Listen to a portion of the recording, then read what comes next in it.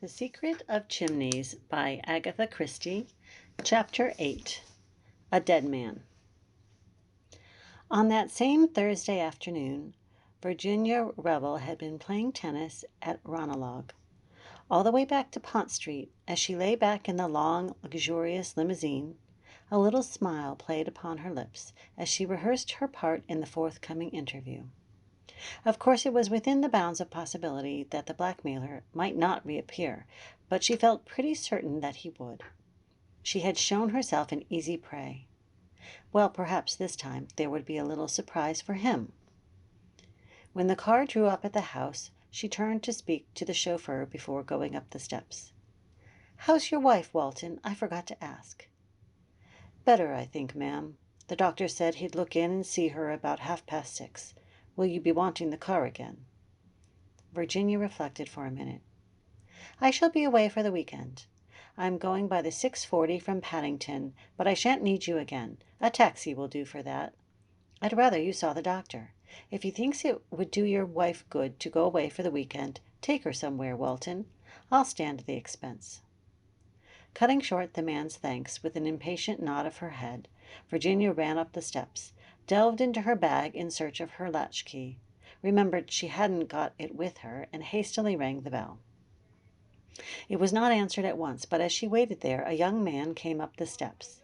He was shabbily dressed and carried in his hand a sheaf of leaflets. He held one out to Virginia with the legend on it plainly visible: "Why did I serve my country?" In his left hand he held a collecting box. "I can't buy 2 of those awful poems in one day," said Virginia pleadingly. "I bought one this morning. I did, indeed, honor bright." The young man threw back his head and laughed. Virginia laughed with him. Running her eyes carelessly over him, she thought him a more pleasing specimen than usual of London's unemployed. She liked his brown face and the lean hardness of him. She went so far as to wish she had a job for him. But at that moment the door opened, and immediately Virginia forgot all about the problem of the unemployed, for to her astonishment the door was opened by her own maid, Elise. "Where's Chilvers?" she demanded sharply as she stepped into the hall. "But he is gone, madam, with the others." "What others? Gone where?" "But to Datchet, madame, to the cottage, as your telegram said." "My telegram?" said Virginia, utterly at sea. "Did not madam send a telegram? Surely there can be no mistake. It came but an hour ago." "I never sent any telegram. What did it say?" "I believe it is still on the table, là-bas." Elise retired, pounced upon it, and brought it to her mistress in triumph. "Voilà, madame." The telegram was addressed to Chilvers, and ran as follows: "Please take household down to cottage at once, and make preparations for week-end party there. Catch 5:49 train." There was nothing unusual about it. It was just the sort of message she herself had frequently sent before, when she had arranged a party at her riverside bungalow on the spur of the moment. She always took the whole household down, leaving an old woman as caretaker. Chilvers would not have seen anything wrong with the message, and like a good servant had carried out his orders faithfully enough. "Me, I remained," explained Elise, "knowing that madame would wish me to pack for her." "It's a silly hoax," cried Virginia, flinging down the telegram angrily. "You know perfectly well, Elise, that I'm going to Chimneys. I told you so this morning." "I thought madame had changed her mind. Sometimes that does happen, does it not, madame?" Virginia admitted the truth of the accusation with a half-smile. She was busy trying to find a reason for this extraordinary practical joke. Elise cut forward a suggestion. "Mon Dieu!" she cried, clasping her hands. "If it should be the malefactors, the thieves! They send the bogus telegram and get the domestique all out of the house, and then they rob it." "I suppose that might be it," said Virginia doubtfully. "Yes, yes, madame, that is it without a doubt. Every day you read in the papers of such things. Madame will ring up the police at once, before they arrive, and cut our throats." "Don't get so excited, Elise. They won't come and cut our throats at 6 o'clock in the afternoon." Madame, I implore you, let me run out and fetch a policeman now, at once. What on earth for? Don't be silly, Elise. Go up and pack my things for Chimneys if you haven't done it. The new Caillot evening dress, and the white crepe marocaine. And yes, the black velvet. It's so political, is it not? Madame looks ravishing in the eau de Nil satin, suggested Elise, her professional instincts reasserting themselves. No, I won't take that. Hurry up, Elise, there's a good girl. We've got very little time. I'll send a wire to Chilvers at Datchet, and I'll speak to the policeman on the beat as we go out, and tell him to keep an eye on the place. Don't start rolling your eyes again, Elise. If you get so frightened before anything has happened, what would you do if a man jumped out from some dark corner and stuck a knife into you? Elise gave vent to a shrill squeak and beat a speedy retreat up the stairs, darting nervous glances over each shoulder as she went. Virginia made a face at her retreating back, and crossed the hall to the little study where the telephone was. Elise's suggestion of ringing up the police station seemed to her a good one, and she intended to act upon it without any further delay. She opened the study door and crossed to the telephone. Then, with a hand on the receiver, she stopped. A man was sitting in the big armchair, sitting in a curious huddled position.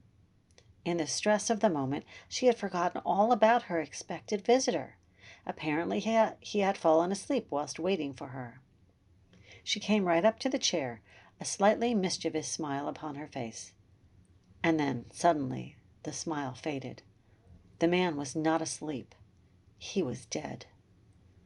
She knew it at once, knew it instinctively, even before her eyes had seen and noted the small, shining pistol lying on the floor. The little singed hole just above the heart with the dark stain around it, and the horrible dropped jaw. She stood quite still, her hands pressed to her sides. In the silence, she heard Elise running down the stairs. Madame! Madame! Well, what is it? She moved quickly to the door. Her whole instinct was to conceal what had happened, for the moment anyway, from Elise. Elise would promptly go into hysterics. She knew that well enough, and she felt a great need for calm and quiet in which to think things out. Madame, would it not be better if I should draw the chain across the door? These malefactors, at any minute they may arrive. Yes, if you like, anything you like. She heard the rattle of the chain, and then Elise running back upstairs again, and drew a long breath of relief. She looked at the man in the chair and then at the telephone. Her course was quite clear. She must ring up the police at once. But still she did not do so. She stood quite still, paralyzed with horror, and with a host of conflicting ideas rushing through her brain. The bogus telegram. Had it something to do with this? Supposing Elise had not stayed behind? She would have let herself in, that is, presuming she had had her latchkey with her as usual, to find herself alone in the house with a murdered man, a man whom she had permitted to blackmail her on a former occasion. Of course she had an explanation of that. But thinking of that explanation, she was not quite easy in her mind. She remembered how frankly incredible George had found it. Would other people think the same? Those letters now, of course she hadn't written them, but would it be so easy to prove that? She put her hands on her forehead, squeezing them tight together. I must think, said Virginia. I simply must think. Who had let the man in? Surely not Elise. If she had done so, she would have been sure to have mentioned that fact at once. The whole thing seemed more and more mysterious as she thought about it. There was really only one thing to be done. Ring up the police. She stretched out her hand to the telephone, and suddenly she thought of George. A man, that was what she wanted, an ordinary, level-headed, unemotional man who would see things in their proper proportion and point out to her the best course to take. Then she shook her head. Not George. The first thing George would think of would be his own position. He would hate being mixed up in this kind of business. George wouldn't do it all. Then her face softened. Bill, of course. Without more ado, she rang up Bill. She was informed that he had left half an hour ago for Chimneys. "Oh, damn!" cried Virginia, jamming down the receiver. It was horrible to be shut up with a dead body and to have no one to speak to. And at that minute the front door bell rang. Virginia jumped. In a few minutes it rang again. Elise, she knew, was upstairs packing and wouldn't hear it. Virginia went out into the hall, drew back the chain, and undid all the bolts that Elise had fastened in her zeal. Then, with a long breath, she threw open the door. On the steps was the unemployed young man. Virginia plunged headlong with relief born of overstrung nerves. "Come in," she said. "I think that perhaps I've got a job for you." She took him into the dining room, pulled toward a chair for him, sat down herself facing him, and stared at him very attentively. "Excuse me," she said, "but are you, Eton and Oxford," said the young man. "That's what you wanted to ask me, wasn't it?" "Something of the kind," admitted Virginia. "Come down in the world entirely through my own incapacity to stick to regular work. This isn't regular work you're offering me, I hope?" A smile hovered for a moment on her lips. "It's very irregular." "Good," said the young man in a tone of satisfaction. Virginia noted his bronzed face and long, lean body with approval. "You see," she explained, "I'm in rather a hole, and most of my friends are, well, rather high up. They've all got something to lose." "I've got nothing whatever to lose, so go ahead. What's the trouble?" "There's a dead man in the next room," said Virginia. "He's been murdered, and I don't know what to do about it." She blurted out the words as simply as a child might have done. The young man went up enormously in her estimation by the way he accepted her statement. He might have been used to hearing a similar announcement made every day of his life. "Excellent," he said, with a trace of enthusiasm. "I've always wanted to do a bit of amateur detective work. Shall we go and view the body, or will you give me the facts first?" "I think I'd better give you the facts." She paused for a moment to consider how best to condense her story, and then began, speaking quietly and concisely. "This man came to the house for the first time yesterday and asked to see me. He had certain letters with him, love letters, signed with my name." "But which weren't written by you," put in the young man quietly. Virginia looked at him in some astonishment. "How did you know that?"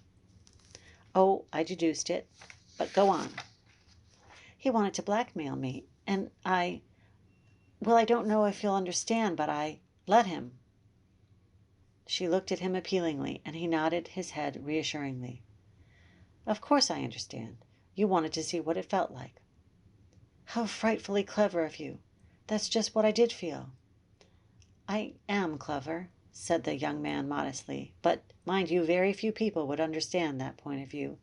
Most people, you see, haven't got any imagination." "I suppose that's so. I told this man to come back today at 6 o'clock. I arrived home from Ranelagh to find that a bogus telegram had got all the servants except my maid out of the house. Then I walked into the study and found the man shot." "Who let him in?" "I don't know. I think if my maid had done so she would have told me." "Does she know what has happened?" "I have told her nothing." The young man nodded and rose to his feet. "And now to view the body," he said briskly. "But I'll tell you this. On the whole, it's always best to tell the truth. One lie involves you in such a lot of lies, and continuous lying is so monotonous." "Then you advise me to ring up the police?" "Probably, but we'll just have to look at the fellow first." Virginia led the way out of the room. On the threshold she paused, looking back at him. "By the way," she said, "you haven't told me your name yet." "My name? My name's Anthony Cade." And that is the end of Chapter 8.